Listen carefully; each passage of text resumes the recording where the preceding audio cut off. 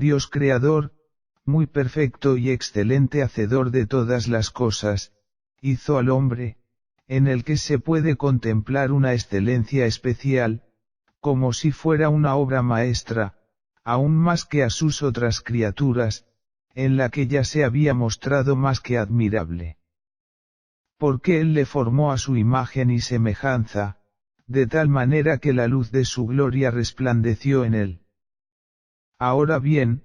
lo que habría permitido al hombre permanecer en la condición en que había sido establecido era que siempre se inclinaría en humildad ante la majestad de Dios, magnificándola con acción de gracias, y que no buscara su gloria en sí mismo, pero, viendo que todas las cosas vienen de arriba, también miraría siempre hacia arriba, para dar gracias por ellas al único Dios, a quien pertenece la alabanza por ellas. Pero el hombre, un ser miserable, deseando ser algo en sí mismo, pronto comenzó a olvidar y a no reconocer la fuente de su bien, y por una indignante ingratitud se comprometió a elevarse, y a hincharse contra su Hacedor y Autor de todas las gracias. Por esta causa se tropezó en la ruina, perdió toda la dignidad y la excelencia de su primera creación, fue despojado y despojado de toda su gloria, se enajenó de los dones que le habían sido concedidos, para confundirlo en su orgullo, y hacerle aprender por la fuerza lo que no quería entender de su buena voluntad, es decir, que él era solo vanidad, y que nunca fue otra cosa, excepto en la medida en que el Señor poderoso lo permitió. Así que Dios también comenzó a aborrecerlo y, como bien lo merecía, a negarlo como su obra, viendo que su imagen y semejanza habían sido borradas de él, y que los dones de su bondad ya no estaban en él. Y, como lo había puesto y ordenado para agradar y deleitarse en él, como un padre en su bien amado hijo, así, por el contrario, lo tuvo en desdén y abominación, tanto lo que antes le agradaba, ahora lo desagradaba, lo que antes lo deleitaba, lo encolerizaba, lo que antes contemplaba con benevolente y paternal cuidado, ahora lo detestaba y lo contemplaba con arrepentimiento. En resumen, el hombre entero con todas sus pertenencias, sus obras, sus pensamientos, sus palabras y su vida, desagradó totalmente a Dios, como si fuera su enemigo especial y adversario, hasta el punto de decir que se arrepintió de haberlo hecho. Después de haber sido arrojado en tal confusión, ha sido fructífero en su descendencia maldita para engendrar una raza similar a él, es decir, viciosa, perversa, corrupta, vacía y privada de todo bien, rica y abundante en maldad. Sin embargo, el Señor de la misericordia, que no solo ama, sino que Él mismo es amor y caridad, deseando todavía, de su infinita bondad, amar lo que ya no es digno de su amor, no derrochó, condenó ni hundió a los hombres en el abismo como su iniquidad lo requería, sino que los sostuvo y apoyó con ternura y paciencia, dándoles el tiempo y el sosiego para volver a Él y para volver a la obediencia de la que se habían apartado. Y aunque se escondió y guardó silencio, como si quisiera esconderse de ellos, dejándolos seguir los deseos y las aspiraciones de su concupiscencia, sin ley, sin gobierno, sin ninguna corrección de su palabra, sin embargo, les envió suficientes advertencias que tenían el propósito de incitarlos a buscar a tientas y a encontrarlo para conocerlo y honrarlo como es debido. Porque Él ha levantado en todas partes, en todo lugar y en todas las cosas, sus banderas y los estandartes de su armadura, aún bajo los estruendos de una inteligencia tan clara, no hay nadie que pueda alegar la ignorancia de no conocer a un Señor tan soberano, que ha exaltado tan ampliamente su magnificencia,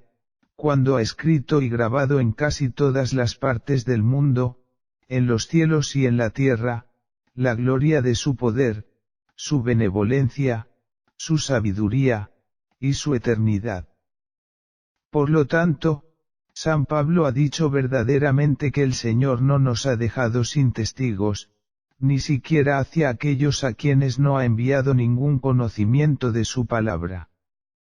Viendo que todas las criaturas, desde el firmamento hasta el centro de la tierra, pueden ser testigos y mensajeros de su gloria para todos los hombres, a fin de atraerlos a buscarlo y, después de encontrarlo, a hacerle servicio y homenaje, de acuerdo con la dignidad de un Señor tan bueno, tan poderoso, tan sabio y eterno,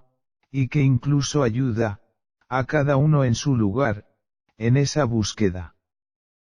Porque los pájaros jóvenes cantan para Dios, las bestias claman por Él, los elementos de la naturaleza temen su poder, las montañas le hacen eco, los ríos y las fuentes le miran con sus ojos, las hierbas y las flores se regocijan delante de Él. Sin embargo, no es realmente necesario buscarlo lejos, ya que cada uno puede encontrarlo en sí mismo,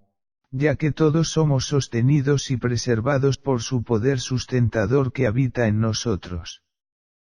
Sin embargo, para manifestar aún más ampliamente su bondad y clemencia infinita entre los hombres, no se conformó con instruirlos a todos con enseñanzas como las que ya hemos expuesto, sino que hizo oír su voz de manera especial a un pueblo que, por su buena voluntad y libre gracia, había elegido y escogido de entre todas las naciones de la tierra. Fueron los hijos de Israel, a quienes Él mostró claramente por su palabra quién es Él, y por sus maravillosas obras declaró lo que Él puede hacer. Porque los sacó del sometimiento del faraón rey de Egipto, bajo el cual fueron prisioneros y esclavos, para emanciparlos y ponerlos en libertad. Los acompañaba día y noche en su huida, siendo, por así decirlo, un fugitivo en medio de ellos.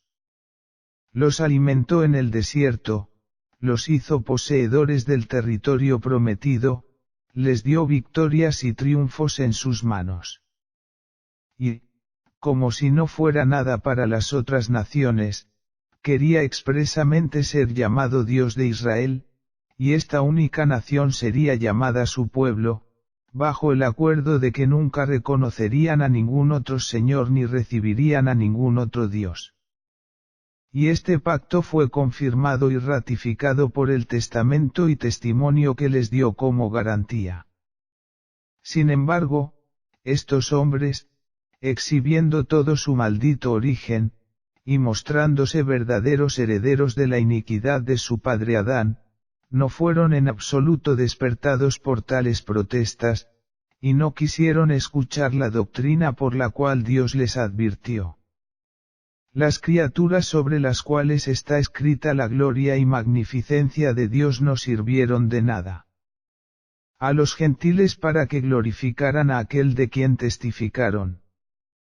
La ley y las profecías no tenían autoridad sobre los judíos para conducirlos por el camino correcto.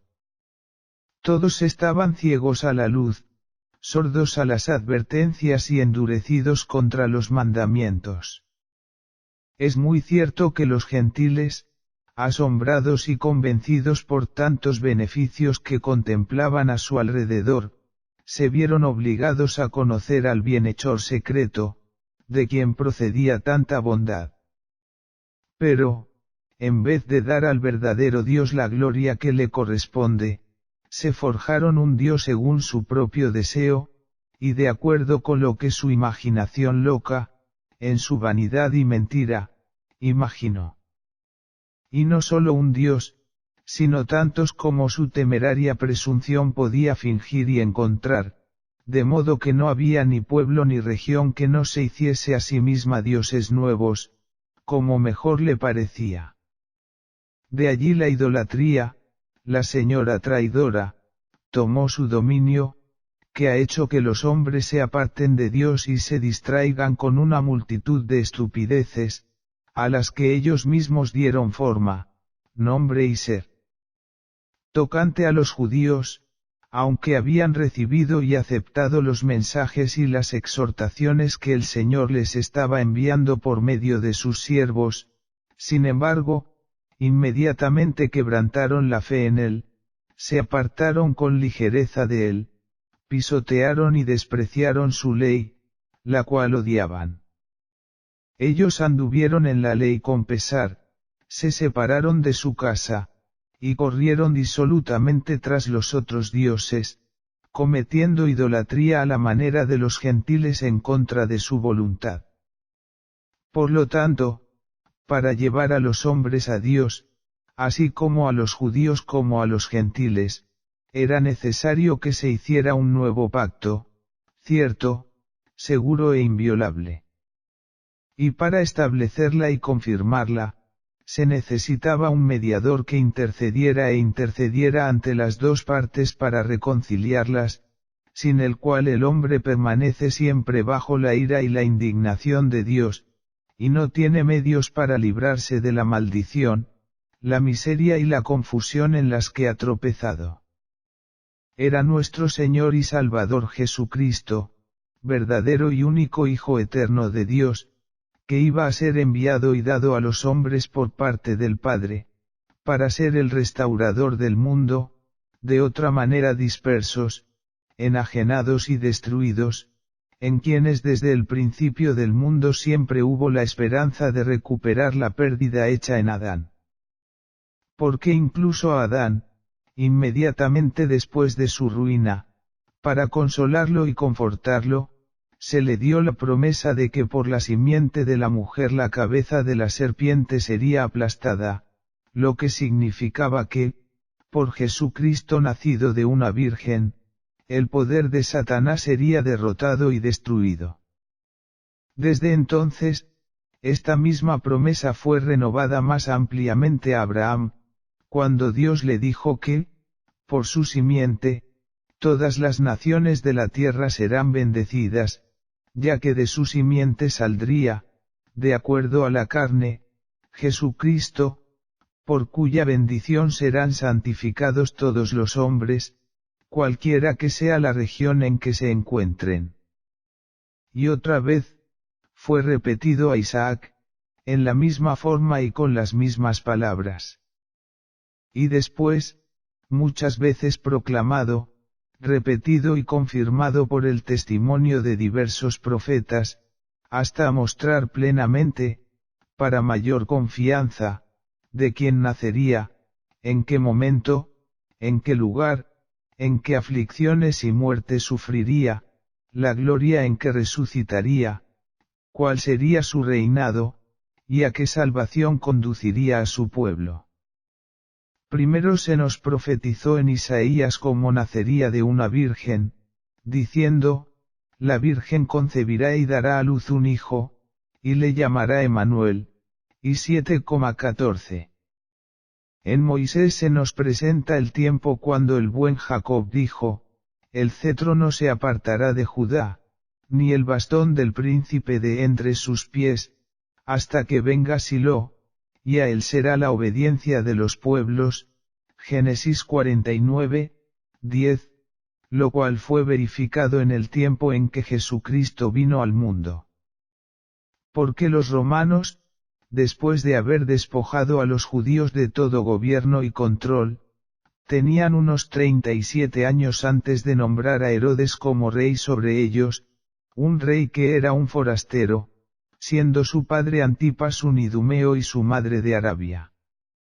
A veces había sucedido que los judíos habían estado sin reyes, pero nunca habían sido vistos como entonces, sin consejeros, gobernadores o magistrados. Y otra descripción de ello se da en Daniel, por el conteo de las 70 semanas. El lugar de su nacimiento nos fue claramente señalado por Miqueas, diciendo,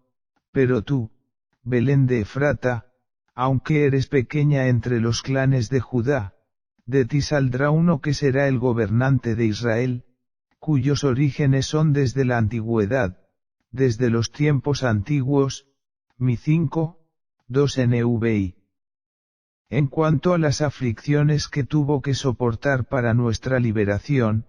y la muerte que tuvo que sufrir por nuestra redención, Isaías y Zacarías han hablado de ellas ampliamente y con certeza. La gloria de su resurrección, la calidad de su reinado, y la gracia de la salvación que él debe traer a su pueblo han sido ricamente tratadas por Isaías, Jeremías y Zacarías.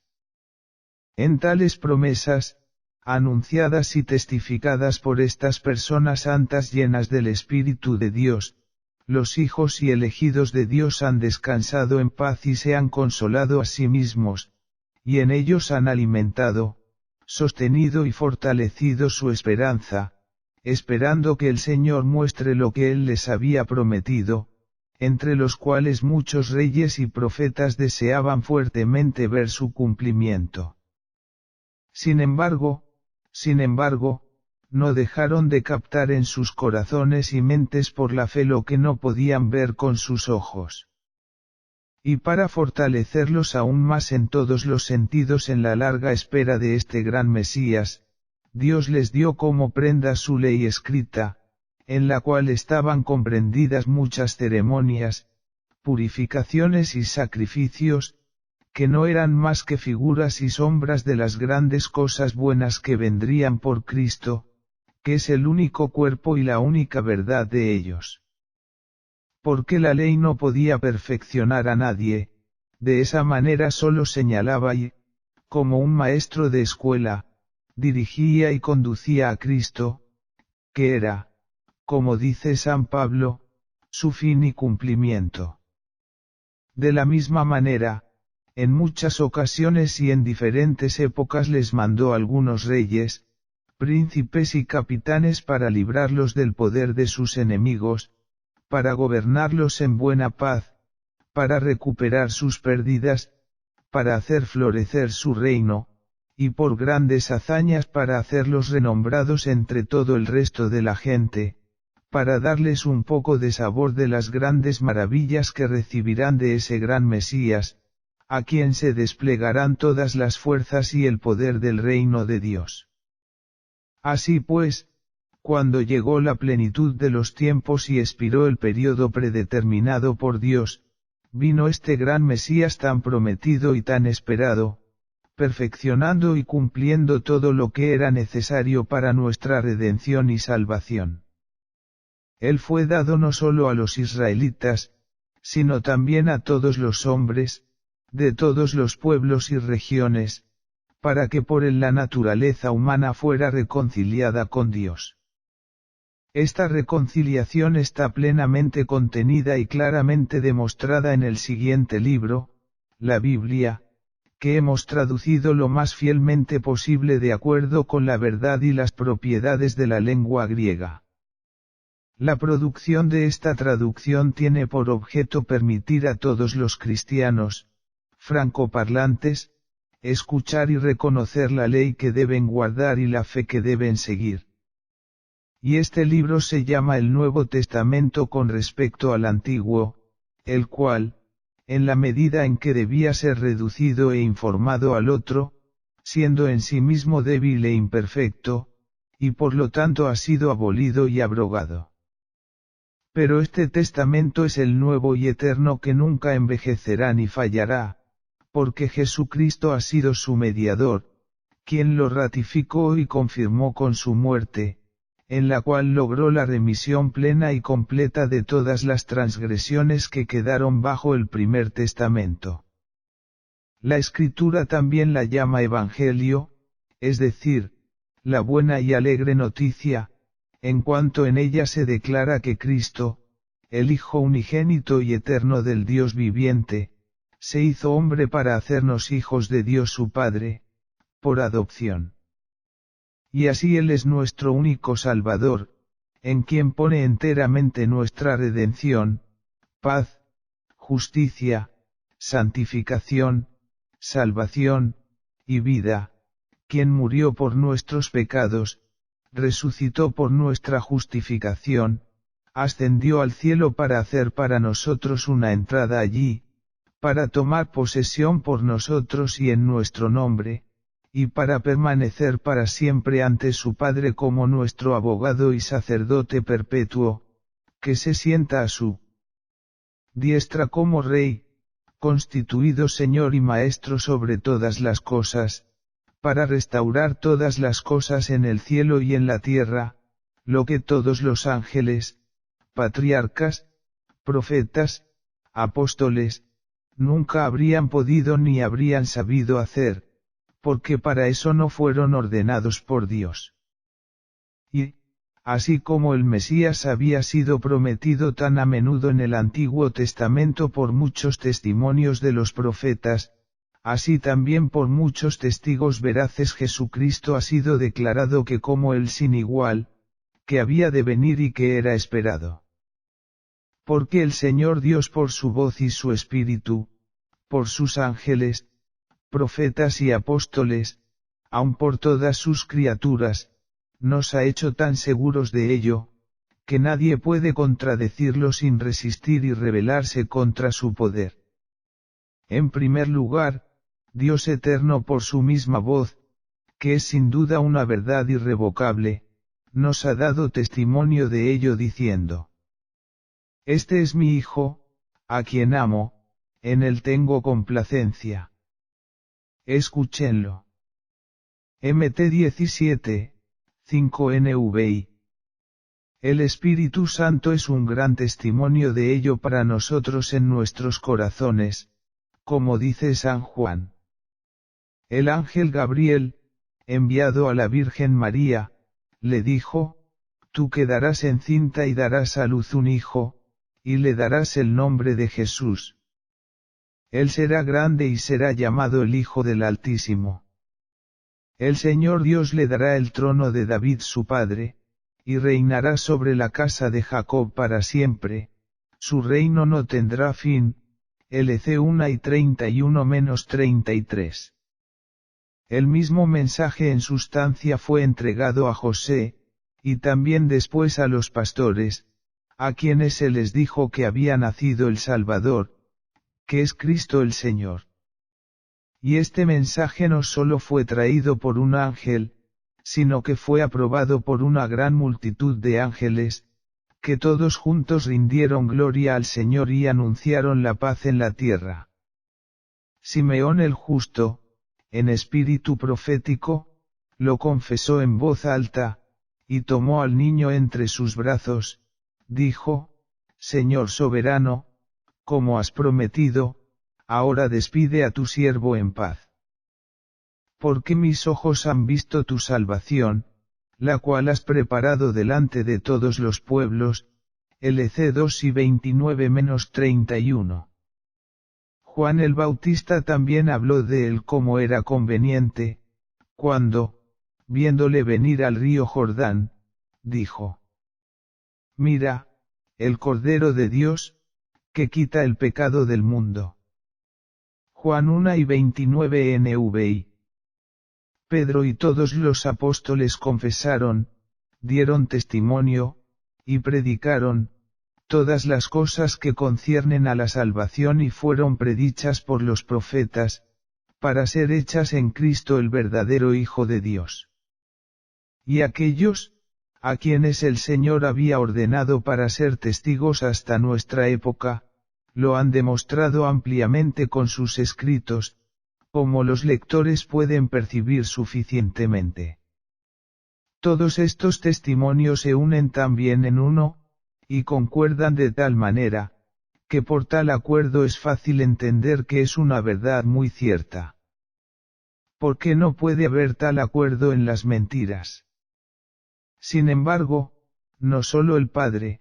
el Hijo, el Espíritu Santo,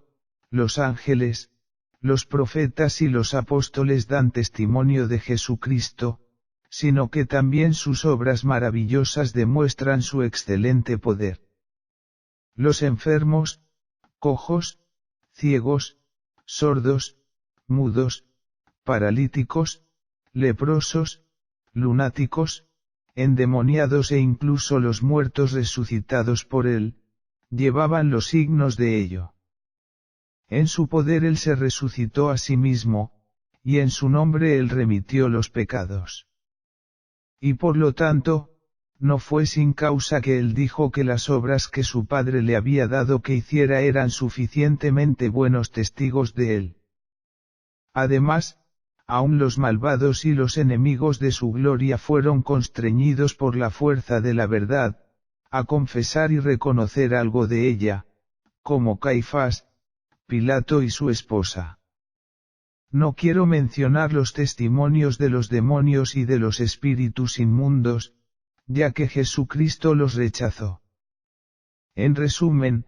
todos los elementos y todas las cosas creadas han dado gloria a Jesucristo. A su orden cesaron los vientos, el mar turbulento se calmó, los peces trajeron el didracma en su vientre, las rocas, para dar testimonio de él, fueron aplastadas, el velo del templo se rasgó por la mitad, el sol se oscureció, las tumbas se abrieron, y muchos cuerpos resucitaron. No había nada, ni en el cielo ni en la tierra, que no testificara que Jesucristo es su Dios, Señor y Maestro, y el gran embajador del Padre enviado aquí abajo para efectuar la salvación de la humanidad. Todas estas cosas no son anunciadas,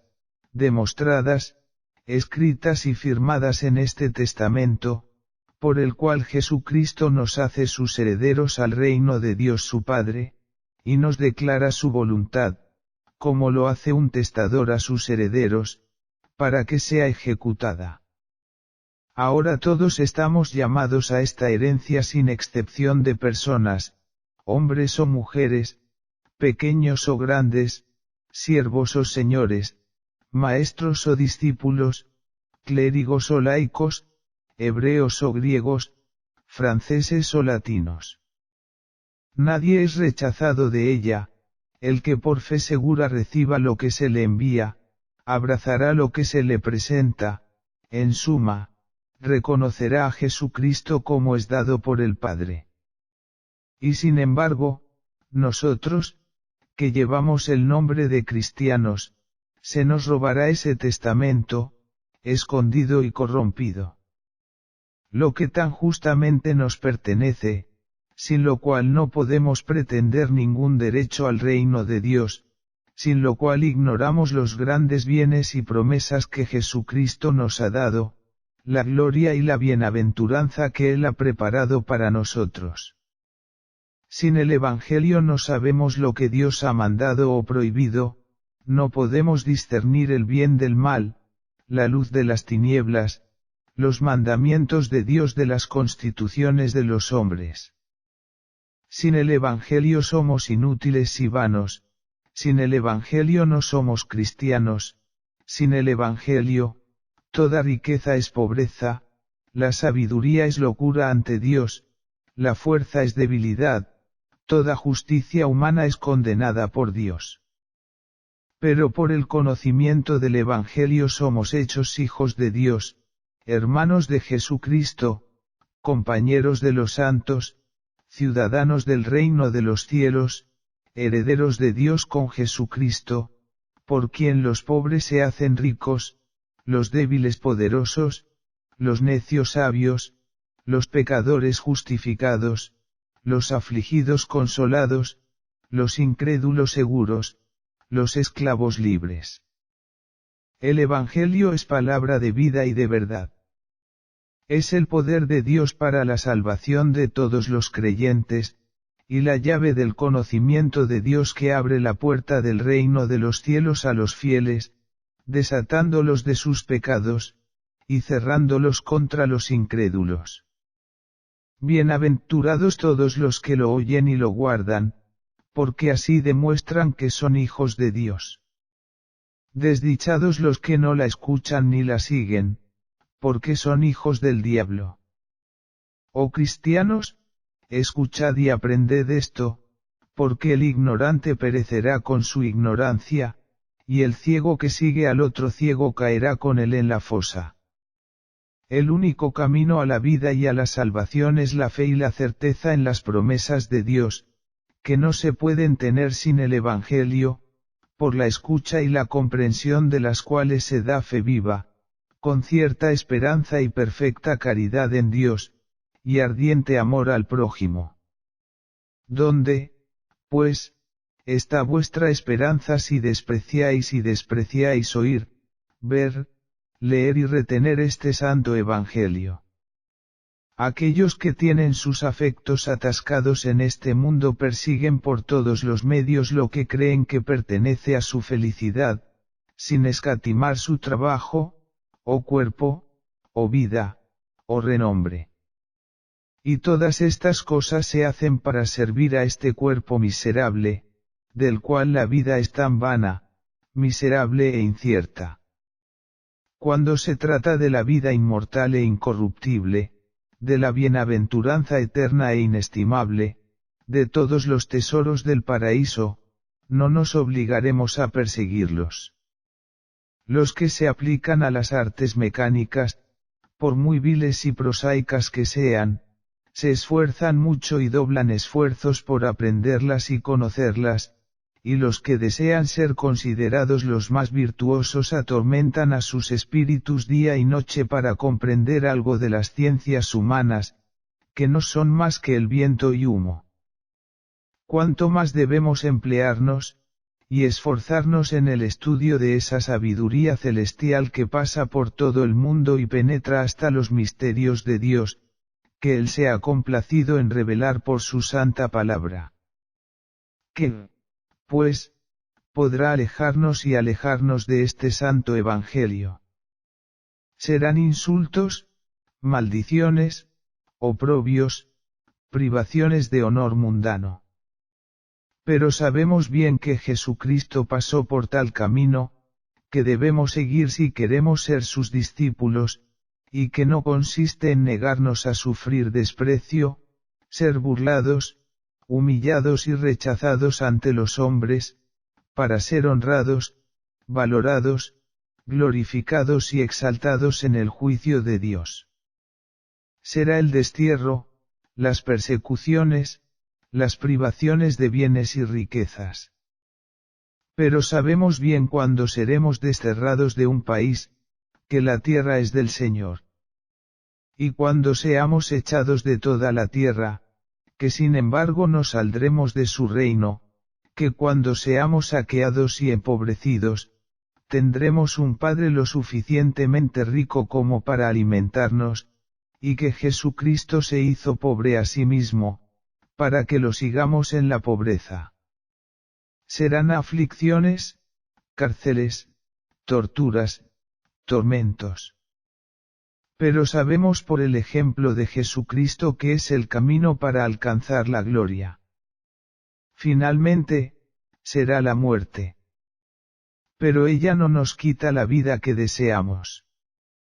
En resumen, si tenemos a Cristo con nosotros, no encontraremos nada tan maldito que no sea bendecido por Él, nada tan abominable que no sea santificado, nada tan malo que no se convierta en bueno para nosotros. No nos desanimemos cuando veamos todas las fuerzas y poderes mundanos contra nosotros. Porque no puede faltarnos la promesa de que el Señor, desde lo alto, se reirá de todas las reuniones y esfuerzos de los hombres que quieran unirse contra Él. No nos desalentemos, como si toda esperanza se perdiera, cuando vemos a los verdaderos siervos de Dios morir y perecer ante nuestros ojos. Porque fue dicho verdaderamente por Tertuliano, y siempre ha sido probado y lo será hasta la consumación de la era, que la sangre de los mártires es la semilla de la Iglesia. Y tenemos un consuelo mejor y más firme, apartar la mirada de este mundo y abandonar todo lo que podemos ver delante de nosotros, esperando con paciencia el gran juicio de Dios, por el cual, en un momento, todo lo que los hombres han tramado contra él será derrotado, aniquilado y desmantelado. Eso será cuando el reino de Dios, que ahora vemos en esperanza, será manifestado, y cuando Jesucristo aparecerá en su majestad con los ángeles. Entonces, tanto los buenos como los malos deben estar presentes ante el tribunal de ese gran Rey. Los que hayan permanecido firmes en este testamento, y hayan seguido y guardado la voluntad de aquel buen Padre, estarán a la derecha, como verdaderos hijos, y recibirán la bendición, que es el fin de su fe, la salvación eterna. Y en cuanto no se avergonzaron de confesar y confesar a Jesucristo, en el momento en que fue despreciado y sufrió desprecio delante de los hombres, así serán partícipes de su gloria, coronados con él por la eternidad. Pero los perversos, rebeldes y réprobos, que habrán sufrido desprecio y rechazado ese santo evangelio, y también los que, para entretener sus honores, riquezas y altos bienes, no quisieron humillarse y rebajarse con Jesucristo, y por temor a los hombres habrán abandonado el temor de Dios, como lo fueron los bastardos y desobedientes a este Padre, estarán a la mano izquierda. Serán arrojados a la maldición, y como pago por su falta de fe recibirán la muerte eterna. Ahora bien, como han oído que el Evangelio nos presenta a Jesucristo, en quien se cumplen todas las promesas y gracias de Dios, y les declara que fue enviado del Padre, descendió a la tierra, conversó con los hombres, perfeccionó todo lo que tiene que ver con nuestra salvación, tal como lo predijeron la ley y los profetas, ha de ser muy cierto y manifiesto que se abren los tesoros del paraíso, que se despliegan las riquezas de Dios y que se revelan sus abundantes riquezas y la vida eterna en el paraíso. Porque esto es la vida eterna, conocer al único y verdadero Dios, y a aquel a quien Él envió, Jesucristo, a quien Él ha constituido el principio, el medio y el fin de nuestra salvación. Este es Isaac, el Hijo amado del Padre, que fue ofrecido en sacrificio, pero que no sucumbió al poder de la muerte. Este es el pastor vigilante Jacob, que cuida muy bien de las ovejas que tiene a su cargo. Este es el bueno y piadoso hermano José,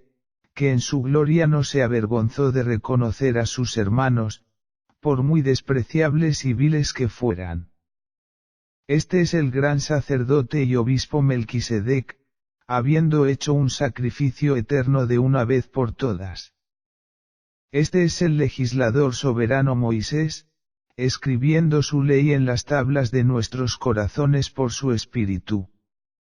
Este es el fiel capitán y guía Josué para conducirnos a la tierra prometida. Este es el noble y victorioso rey David,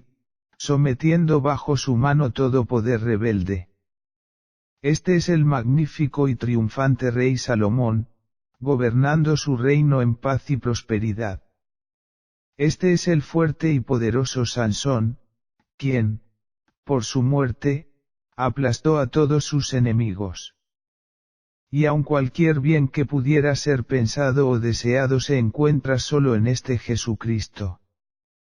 Porque se humilló a sí mismo para bendecirnos, se hizo esclavo para librarnos, se hizo pobre para enriquecernos, se vendió para redimirnos, cautivo para librarnos,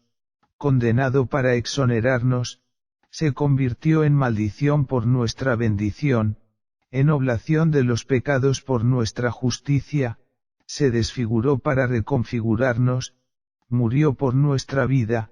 de tal manera que por medio de él la dureza se suaviza, la ira se apacigua, la oscuridad se ilumina, la iniquidad se justifica, la debilidad se fortalece, la aflicción se consuela, el pecado se impugna, a pesar de todo se desprecia, el temor se fortalece, se absuelve de toda culpa, la deuda se paga, se alivia el trabajo y la aflicción se convierte en júbilo, el dolor se transforma en fortuna y la dificultad se hace más fácil, el desorden es ordenado, la división unida, la ignominia ennoblecida, la rebelión sometida, la amenaza ahora es amenazada, las emboscadas expulsadas, los asaltos son atacados, el esfuerzo vencido, el combate ganado, el combate combatido. La guerra es terminada, la venganza vengada, el tormento atormentado, la condenación condenada, el abismo arrojado al abismo, el infierno recibe su tormento, la muerte aplastada y vencida por la inmortalidad. En resumen, la misericordia se ha tragado toda la miseria, y la bondad toda la desgracia. Porque todas esas cosas que antes eran los brazos del diablo para combatirnos y el aguijón de la muerte para herirnos, se convierten para nosotros en un ejercicio del que podemos beneficiarnos, para que podamos jactarnos con el apóstol, diciendo, oh, muerte, ¿dónde está tu victoria? Oh, muerte, ¿dónde está tu aguijón? 1 Cor 15:55 NASB. De allí viene que por tal Espíritu de Cristo que fue prometido a sus escogidos, ya no vivimos, sino que Cristo vive en nosotros, y estamos en espíritu sentados en medio de los lugares celestiales, como el mundo ya no es mundo para nosotros, aunque tengamos nuestra conversación en él, sino que estamos contentos en todo, ya sea en países, lugares, condiciones, vestidos, carnes, y otras cosas semejantes. Y somos consolados en la tribulación, gozosos en la tristeza, gloriosos en la vituperación, enriquecidos en la pobreza, calentados en la desnudez, pacientes en el mal, viviendo en la muerte. Esto es en resumen lo que debemos buscar en toda la Escritura, conocer bien a Jesucristo y las innumerables riquezas que en él se encierran, y que por él nos son ofrecidas de Dios su Padre. Porque cuando la ley y los profetas son escudriñados cuidadosamente, no hay en ellos ni una sola palabra que no nos conduzca y nos lleve a él. Y, de hecho, puesto que todos los tesoros de la sabiduría y de la inteligencia están escondidos en él, no se trata de tener otro fin u objeto, sino queremos, por intención premeditada, apartarnos de la luz de la verdad, para perder el camino hacia las tinieblas de la mentira. Por esta razón, San Pablo dice correctamente en otro pasaje que no deseaba conocer nada más que a Jesucristo y a Jesucristo crucificado. Porque, aunque la carne tiene la opinión de que ese conocimiento es algo vulgar y despreciable, la adquisición de él es suficiente para ocupar toda nuestra vida. Y no habremos perdido nuestro tiempo, cuando hayamos empleado todo nuestro estudio y aplicado todo nuestro entendimiento, para aprovecharlo. ¿Qué más podríamos pedir, para la doctrina espiritual de nuestras almas, que conocer a Dios, para ser transformados en Él, y tener su imagen gloriosa impresa en nosotros, para ser partícipes de su justicia, herederos de su reino, y poseerla plenamente hasta el fin? Ahora es así,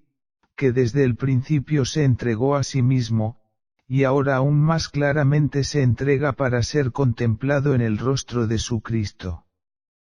Por lo tanto, no es lícito que nos alejemos y vaguemos por aquí y por allá, por muy poco que sea. Pero nuestro entendimiento debe ser detenido por completo en este punto, para aprender en la Escritura a conocer solo a Jesucristo, a fin de ser conducidos por él directamente al Padre, quien contiene en sí mismo toda perfección. He aquí, repito, aquí está contenida toda la sabiduría que los hombres pueden comprender y deben aprender en esta vida, a la cual ni el ángel, ni el hombre, ni el muerto, ni el vivo, pueden añadir ni quitar nada. Por esta razón es la meta donde debemos detenernos y limitar nuestro entendimiento, sin mezclar nada de lo nuestro, sin recibir ninguna doctrina que se le añada. Porque todo aquel que se atreva a enseñar una sílaba más allá,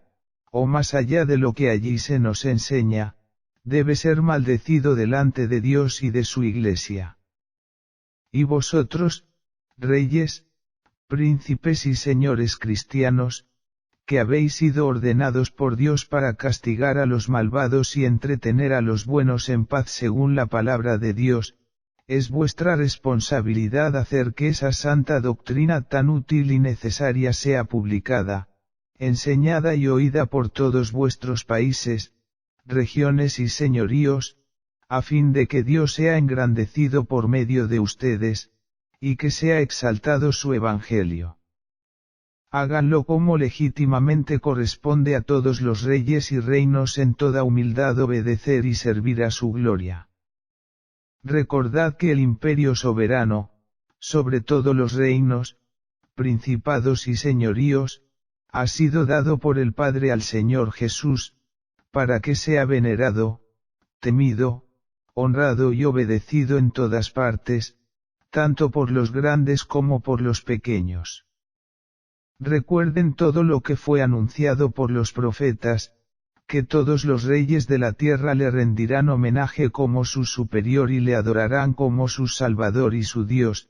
debe ser verificado en ustedes. No piensen que es una ofensa ser súbditos de un Señor tan grande, porque es el mayor honor para ustedes desear que se les reconozca y se les considere como oficiales y tenientes de Dios. Por su señorío, su majestad y su alteza no disminuyen en modo alguno, su honor solo puede existir como Jesucristo, en quien Dios quiere ser exaltado y glorificado, gobernándolos a todos ustedes. Y de hecho, es razonable que le den tal preeminencia, ya que su poder no se basa en nadie más que en él solo. De lo contrario, ¿qué clase de ingratitud sería querer negar los derechos a quien te constituyó,